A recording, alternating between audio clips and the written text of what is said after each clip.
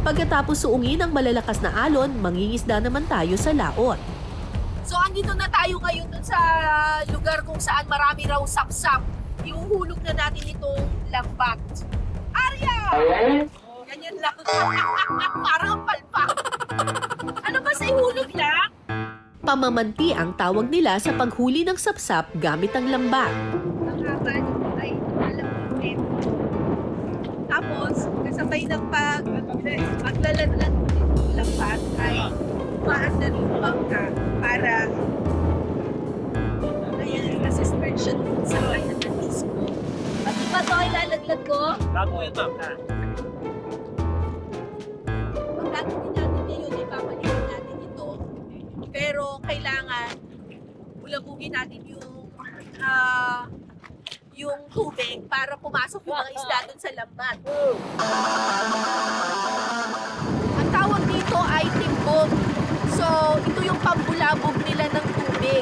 Hindi naman natin sisirain yung corals dun sa ilalim. Ang gagawin lang natin ay bubulabugin natin yung surface water para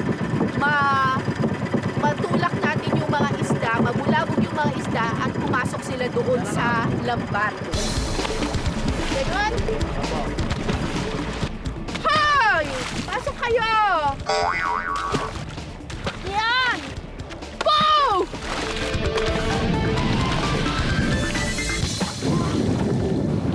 Pagkatapos ng pambubulabog, pwede nang kuhain ang mga nilatag na net. Parang walang kahuli ah! What? Ano ba yan? Ako ba yung ma'am? Ba'y malagla? Ayoko na tumayo! Ang hirap mag-balance! Lalakas ang alon! Inaalat ata tayo dahil sa lakas ng alon ngayong araw, mukhang wala kaming mahuhuli mga kapuso. Ito na ang moment of truth. May mga mahuli kaya kaming sapsap? Ayan, may isa! Dalawa! Teka, ako na yung isa.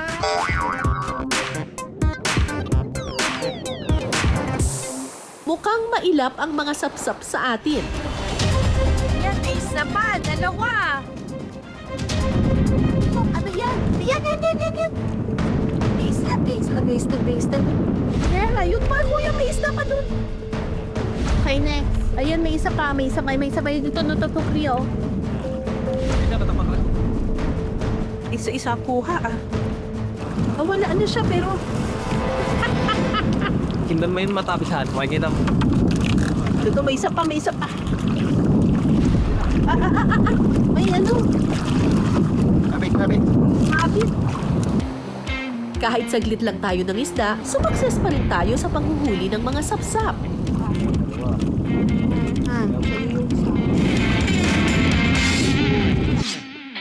Ang mga nahuling sapsap, perfect daw sa dish na pinangat.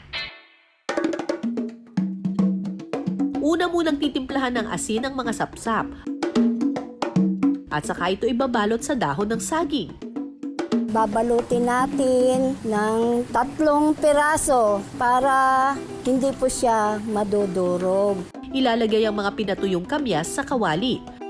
At saka doon ipapatong ang mga nabalot na sapsap. Ito po kasing sapsap ay napakanipis.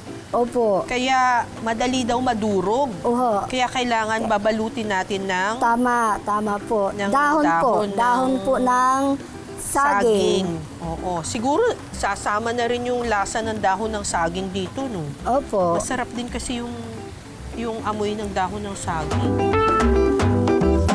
Makasimple pala magluto nito Okay na okay madali lang Opo.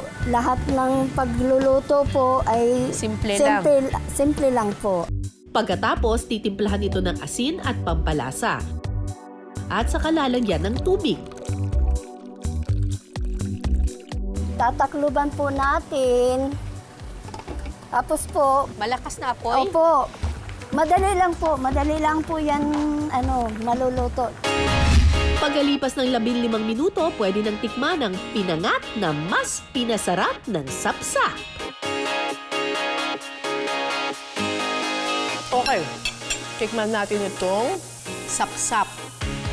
Pinangat na sapsap. Na ang ingredients lang ay asin at kamyas. Ang dali-daling iluto eh. Oh, ang sarap. Very subtle lang yung lasa niya.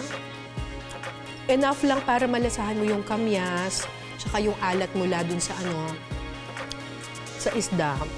Tapos may dagdag na aroma yung mismong dahon ng saging. Ang galing. Ang galing naman ito. Champion yung sabaw. Sarap.